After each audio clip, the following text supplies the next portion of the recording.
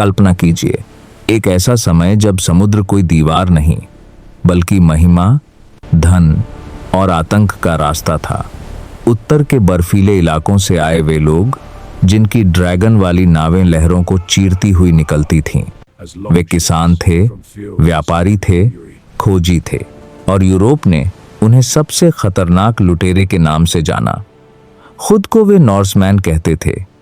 दुनिया उन्हें वाइकिंग्स कहती थी। 8वीं सदी के अंत से 11वीं सदी के बीच तक नॉर्वे, स्वीडन और डेनमार्क के ये समुद्री योद्धा पूरे यूरोप का नक्शा बदल देते थे। उन्होंने मठ लूटे, शहर बसाए, महाद्वीप खोजे और ऐसी विरासत छोड़ी जो आज भी हमारी भाषा, कानून और कहानियों में जीवित है। यह है उनकी कहानी, वाइकिंग युग, खून, महत्वाकांक्षा, देवताओं और गौरव की कहानी। सबसे पहले एक भ्रम तोड़ देते हैं। हर नॉर्समैन वाइकिंग नहीं होता था। वाइकिंग शब्द पुरानी नॉर्स भाषा के विकिंगर से आया है, जिसका मतलब होता है समुद्री लुटेरा, या वो जो वीकिंग यानी लूट की यात्रा पर जाता हो। घर पर ज्यादातर लोग साधारण किसान थे, मछुआरे थे, कारीगर थे। वे लकड़ी और घास के लंबे घरों में रहते थे, जिनकी छतें पहाड़ों से मिल जाती थीं। 8वीं सदी का स्कैंडिनेविया कठिन लेकिन खूबसूरत था। घने जंगल, गहरी खाड़ियां, चट्टानी पहाड़ और लंबी सर्दियां। आबादी बढ़ रही थी, लेकिन अच्छी जमीन कम थी। छोटे भाइयों को विरासत में कुछ नहीं मिलता था।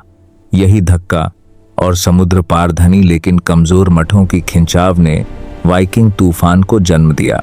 उनका समाज उस समय के हिसाब से काफी आगे था। सबसे महत्वपूर्ण था थिंग, एक लोकतांत्रिक सभा जहां आजाद लोग कानून बनाते, झगड़े सुलझाते और लूट की योजना बनाते थे। महिलाओं को दूसरे समाजों की तुलना में ज्यादा अधिकार थे। वे जमीन रख सकती थीं, तलाक ले सकती थीं और जरूरत पड़ने पर लड़ भी सकती थीं। गुलामी थी, लेकिन बहादुरी या हुनर से कोई भी ऊपर उठ सकता था। परिवार और सम्मान ही सब कुछ था। खून की दुश्मनी पीढ़ियों तक चलती थी, फिर भी वे बेहतरीन कारीगर थे। चांदी, सोने के आभूषण, खूबसूरत नावें और हथियार जो कला के नमूने थे। उनकी पूरी कहानी की कुंजी थी उनकी नावें। वाइकिंग लॉन्गशिप्स इंजीनियरिंग के चमत्कार थे। ओवरलैपिंग लकड़ी की पट्टियों से बनी, लचीली लेकिन मजबूत, वे सबसे तेज तूफानों में भी चल सकती थीं। कम गहराई वाली होने से नदियों में ऊपर तक चली जाती थीं और सीधे किनारे पर चढ़ जाती थीं। गोकस्टाड शिप की कल्पना कीजिए, 76 फीट लंबी, 15 नॉट्स से ज्यादा की रफ्तार। युद्ध के लिए लॉन्ग शिप, माल और बसने के लिए ब्रॉड नाव नार। इन्हीं नावों ने कुछ हजार नॉर्समैन को पूरे साम्राज्यों को आतंकित करने की ताकत दी। वे सूरज, सितारों, पक्षियों और समुद्र के रंग से रास्ता ढूंढते थे। कहानियों में आता है कि कुछ नाविक जमीन की महक सूंघकर बता देते थे। 8 जून 793 ईस्वी, इंग्लैंड के तट से थोड़ी दूर शांत पवित्र द्वीप लिंडिस्फार्न। वहां का मठ, जहां अनमोल खजाने और शांत भिक्षु रहते थे। अचानक धुंध में ड्रैगन वाली नावें प्रकट हुईं। योद्धा किनारे पर कूदे, कुल्हाड़ियां घुमाईं। चर्च लूट लिए गए, भिक्षु मारे गए या गुलाम बना लिए गए। एंग्लो सैक्सन क्रॉनिकल लिखता है, ब्रिटेन में पहले कभी ऐसा आतंक नहीं देखा गया था। यही चिंगारी थी। जल्दी ही स्कॉटलैंड, आयरलैंड, फ्रांस सब पर हमले होने लगे। मठ क्यों? क्योंकि वे अमीर थे, बिना सुरक्षा के और सोना चांदी से भरे थे। तेज लूट के लिए परफेक्ट टारगेट। लेकिन वाइकिंग सिर्फ लुटेरे नहीं थे, वे व्यापारी भी थे। फर, एम्बर और गुलामों के बदले रेशम, मसाले और चांदी लेते थे। वे वोल्गा और नीपर नदियों से होते हुए बैगदाद और कॉन्स्टेंटिनोपल तक पहुंचे। रूस की नींव उन्होंने ही रखी, किवन रूस। अब आते हैं किंवदंतियों पर। रगनार लोथब्रोक, आधा मिथकीय नायक जिसने पेरिस लूटा और सांपों से दुश्मनों को मार डाला। उसके बेटे इवर द बोनलेस और ब्योर्न आयरनसाइड 865 में ग्रेट हीथन आर्मी लेकर इंग्लैंड गए और बड़े हिस्से पर कब्जा कर लिया। इवर जो शायद लंगड़ा था फिर भी शानदार रणनीतिकार था। उसने यॉर्क पर कब्जा किया और डेनलॉ बनाया। ब्योर्न भूमध्य सागर तक गया, इटली तक लूटा। इटली तक केक, हराल्ड हार्ड्राडा, कठोर शासक, आखिरी महान वाइकिंग राजा। बीजांटियम में वरंगियन गार्ड के रूप में लड़ा। फिर 1066 में इंग्लैंड पर हमला किया, लेकिन स्टैमफोर्ड ब्रिज में मारा गया। उसकी हार को वाइकिंग युग का अंत माना जाता है। एरिक द रेड, हत्या के जुर्म में निर्वासित, उसने ग्रीनलैंड खोजा और बसाया। उसके बेटे लीफ एरिक्सन 1000 ईस्वी में और आगे गए विनलैंड यानी उत्तर अमेरिका।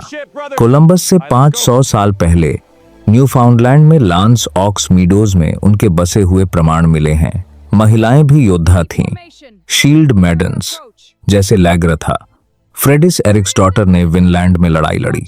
वाइकिंग्स लड़ते थे जोश और चतुराई से। बरसर्कर, वे योद्धा जो मशरूम खाकर या क्रोध में दीवाने हो जाते थे, बिना कवच के ढाल काटते हुए आगे बढ़ते थे। उनके मुख्य हथियार थे लंबे हैंडल वाली डेनेक्स, चौड़ी तलवारें, भाले और धनुष। ढाल गोल और रंगीन होती थीं। शील्ड वॉल बनाकर लड़ते थे। हेलमेट सीधे शंकु वाले होते थे, सींग वाले नहीं। वो बाद की कल्पना है। रणनीति, अचानक हमला, नदियों से अंदर घुसना, झूठी पीछे हटना। वे आतंक फैलाते थे, फिर भी वे बसते भी थे, खेती करते थे, स्थानीय लोगों से घुल मिल जाते थे। आयरलैंड में उन्होंने डबलिन बसाया। फ्रांस में रोलो नॉर्मंडी का ड्यूक बना। उसी के वंशज विलियम द कॉन्करर ने 1066 में हेस्टिंग्स जीता। इंग्लैंड में डेनलॉ ने नॉर्स कानून और शब्द दिए, जैसे स्काई, विंडो, लॉ। वाइकिंग्स कई देवताओं की पूजा करते थे। ऑडिन, सबके पिता, ज्ञान, युद्ध और कविता के देवता, जिन्होंने एक आंख बलिदान कर दी। थोर, हथौड़े वाला, दैत्यनाशक। फ्रेया, प्रेम और युद्ध की देवी। लॉकी, चालबाज। वालहाला, मारे गए योद्धाओं का हॉल, जहां वे खाते, पीते और लड़ते रहते थे जब तक रग्नारॉक, दुनिया का अंत न आ जाए। वे भाग्य पर यकीन रखते थे।